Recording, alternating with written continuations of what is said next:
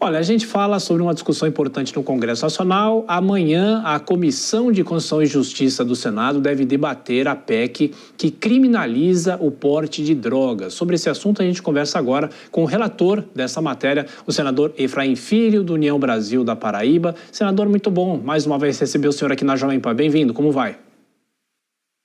Boa noite, Iago. Uma grande saudação aí a todos os nossos ouvintes, telespectadores, internautas, aqueles que por todas as plataformas nos acompanham, e fica à sua inteira disposição para falar sobre esse assunto que é do interesse da nação brasileira, especialmente da família do nosso país. Ô, senador, é interessante porque é mais uma pauta que o Congresso discute agora depois de um início de discussão também pelo Supremo. Lembrando que essa discussão no Supremo foi interrompida por causa de um pedido de vista. De que forma o Congresso vai se debruçar nisso? Quantas audiências são necessárias para a sequência da análise desse projeto, senador? Olha, primeiro do ponto de vista material, esse é um tema de extrema relevância para o Brasil. O consumo de drogas ilícitas tem sido responsável, né, por barbáries da sociedade moderna. É um tema que ele influencia muito, tanto no pilar da saúde pública quanto da segurança pública, e nós vamos estar muito atentos, Thiago, a essas nuances, né? Ou seja, você teve ali decisões do Supremo Tribunal Federal, e vou entrando na outra parte da sua pergunta, né, que acabaram tendo um impacto muito forte, porque a partir do momento que você descriminaliza a droga por uma decisão judicial, tem todo um entorno que fica descoberto. Por exemplo, se a decisão do Supremo diz que a posse e o uso de drogas em pequenas quantidades é lícito, a droga continua ilícita. E a pergunta que fica: aonde é que eu vou comprar essa droga? Porque não vende em mercado, não vende em farmácia, só sobra para comprar no tráfico. E quem compra no tráfico financia o crime organizado. E aí vem toda uma problemática no entorno disso. Então, a situação de mérito, né, da matéria é crucial, né, para a angústia da família brasileira, mas há também uma preocupação do ponto de vista institucional, né? É também uma PEC que tem uma simbologia muito forte. O primeiro subscritor dela é o presidente do Senado, Rodrigo Pacheco. Ele fez questão, né, de trazer a sua assinatura como autor da PEC, mostrando que ela é também um tema para preservar e assegurar as prerrogativas legislativas do Congresso Nacional diante, né, dessa decisão do Supremo, que acabou invadindo ali as competências para legislar sobre a matéria para o Senado, que foi eleito pela população brasileira para participar dessas grandes decisões. Ô, senador Efraim, para ficar claro, o que essa PEC vai proibir efetivamente? Ela vai assegurar a criminalização da posse e do uso de drogas, mesmo em pequenas quantidades. Essa é a situação que está posta, o que nós chamamos da situação controversa, né? Ou seja, o Supremo, numa decisão dentro de um processo, decidiu que a lei que dizia e criminalizava esse posse seria inconstitucional. Qual é a resposta que está ao alcance do Senado Federal? É legislar. Então, nós vamos colocar na Constituição Federal de que a posse e o uso de drogas, mesmo em pequenas quantidades, deve ser criminalizado. O que não significa, Tiago, necessariamente que seja uma punição com pena de prisão, uma pena privativa de liberdade. Dependendo dos casos e dos critérios, pode ser uma pena restritiva de direitos, pode ser uma pena de prestação de serviço à comunidade, para que você possa avaliar e, claro, fazer uma diferenciação entre o usuário e o traficante. O traficante deve sim ser punido de forma muito mais severa e mais grave. Ninguém discute isso. Agora, dizer que a posse em pequenas quantidades é impune, veja só o contrassenso que se cria. Você estaria indiretamente permitindo até o tráfico em pequenas quantidades. A medida que o Supremo usou, por exemplo, foi 100 gramas. Então, se chega algum traficante e contrata 50 aviãozinhos, cada um com 100 gramas, ele não poderia ser nunca punido. Então, é a dificuldade, né, de se fazer decisões dessa natureza por um acórdão judicial e não por uma política pública.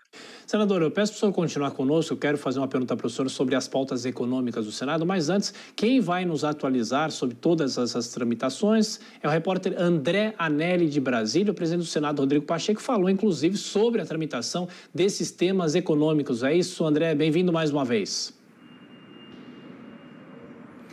Obrigado, Tiago. É isso mesmo. O presidente do Senado garantiu que a casa está empenhada em aprovar medidas econômicas que sustentem o regime fiscal. Rodrigo Pacheco disse que insatisfações pontuais não contaminam o sentimento geral de que com a economia não é possível brincar.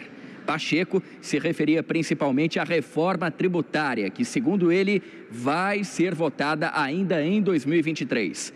Essas declarações foram dadas em entrevista ao jornal Valor Econômico.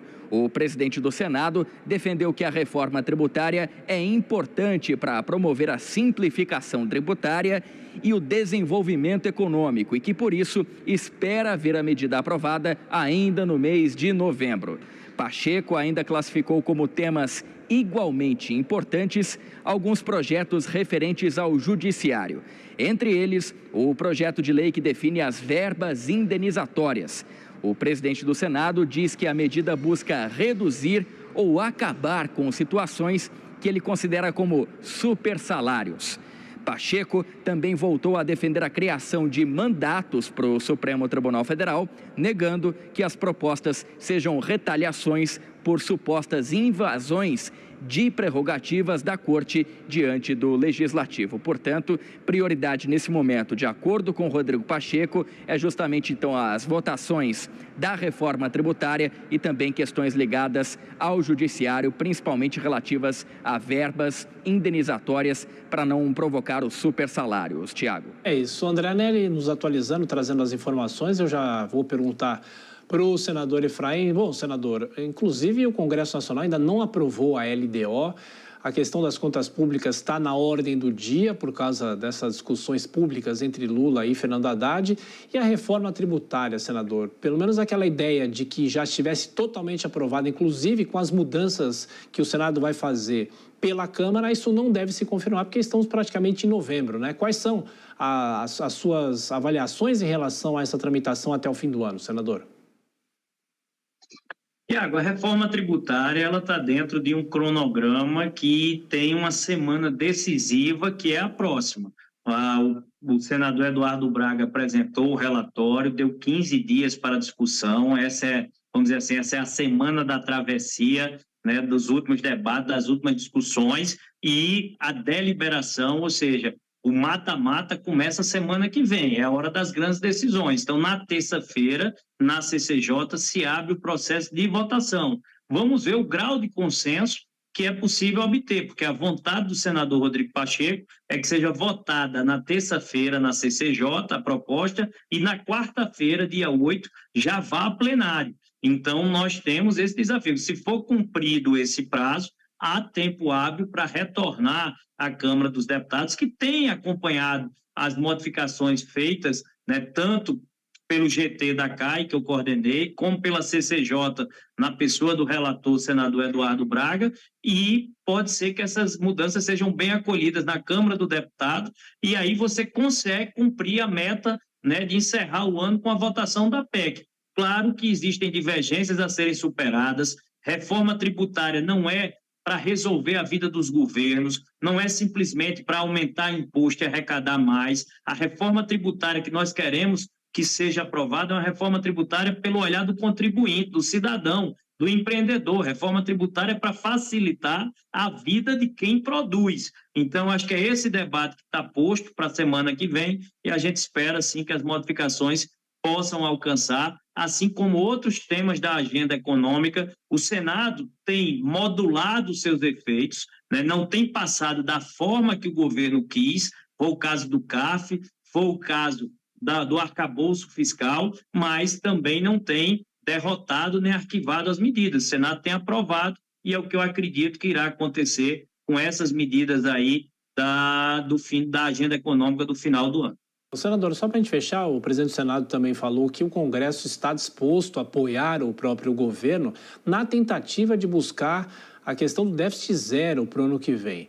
Os especialistas acham que essa meta já era difícil, né? E agora nós temos essa discussão em relação a isso. O senhor acha que o Congresso pode fazer o quê para que essa meta possa ser atingida, se é que vai ser atingida? Pelo menos o presidente Lula disse que não vai. Olha, o Congresso Nacional ele tem a serenidade e a responsabilidade com a agenda econômica. Usei o exemplo agora há pouco de que as medidas que o governo tem endereçado ao Congresso Nacional, elas têm evoluído e têm sido aprovadas, mesmo que com algum efeito modulado. Arcabouço fiscal, o CAF, a reforma tributária que está em andamento. O Congresso Nacional tem feito a sua parte. Agora, tem um ditado que diz, e se aplica muito bem a esse caso, de que ninguém é mais realista que o rei. Então, se o próprio governo não se colocar a missão e a responsabilidade de buscar o déficit zero, dificilmente, né, alguém no Congresso vai subir à tribuna para dizer não, tem de ter mais imposto, tem que ser mais arrochado, tem que apertar a trava. Não é isso. Então, o governo ele tem a missão e a responsabilidade de endereçar e liderar o tema. O Congresso Nacional tem a disposição, sim, de ajudar nas medidas que forem encaminhadas. Senador Efraim Filho, do União Brasil da Paraíba, mais uma vez, muito obrigado pela gentileza para atender a Jovem Pan. Boa semana, voltaremos a nos falar. Um abraço. Vamos falando, como eu disse, essa é a semana da travessia, deve ser uma semana mais morna, mas a semana que vem promete aí grandes emoções, especialmente com os temas da reforma tributária e o tema da PEC antidrogas, que está sob a nossa relatoria. Um abraço e uma boa noite a todos. Obrigado.